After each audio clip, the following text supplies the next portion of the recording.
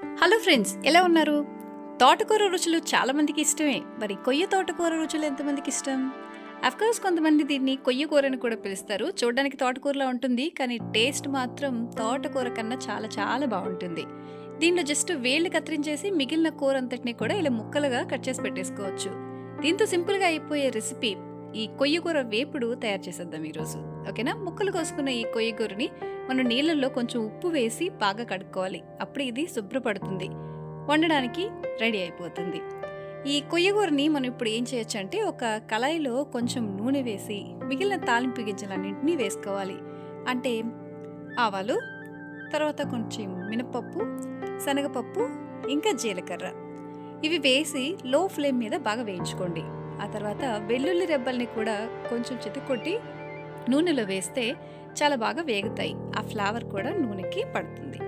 ఇలా వేగిన తర్వాత మీకు అందుబాటులో ఉంటే కొన్ని కరివేపాకు రెబ్బల్ని కూడా ఇందులో యాడ్ చేసుకోండి. మొత్తానికి ఇలా వేయించుకున్న తర్వాత దీంట్లో మనం కూరను వేస్తే సరిపోతుంది. మీకు తెలుసా, ఈ కొయ్య కూర తినటం వలన మనకు బ్లడ్ షుగర్స్ కంట్రోల్లో ఉండటం మాత్రమే కాదు, కంటి ఆరోగ్యం కూడా చాలా మెరుగుపడుతుంది.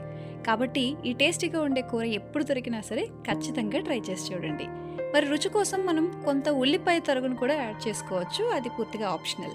ఆ తర్వాత మనం బాగా కడిగి పెట్టుకున్నటువంటి ఈ కొయ్య కూరని ఇందులో యాడ్ చేయాలి. మిగిలిన ఆకుకూరలతో పోలిస్తే ఈ ఫ్రై తయారు చేయడానికి మీకు పట్టే సమయం కూడా చాలా తక్కువ.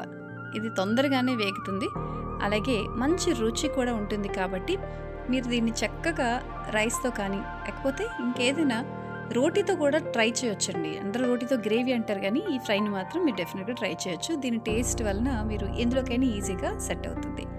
ఊరికినే ఫ్రై కాకుండా మీరు ఇంకొక మెథడ్ కూడా చేసుకోవచ్చు. ఇప్పుడు నేను చూపిస్తున్నదే, అది నానబెట్టిన పెసరపప్పు దీనిలో యాడ్ చేయడం. ఇలా నానబెట్టిన పెసరపప్పు యాడ్ చేయడం వల్ల దీనికి ఇంకా extra flavour and extra taste కూడా యాడ్ అవుతుంది. సాంబార్లో కూడా ఇది పర్ఫెక్ట్ కాంబినేషన్లా కుదిరిపోతుంది. మరెందుకు ఆలస్యం, మీకు ఎప్పుడైనా ఈ కొయ్య కూర కనిపిస్తే ఖచ్చితంగా ఏదో ఒక రెసిపీ తయారు చేసుకుని దీన్ని టేస్ట్ చేయండి.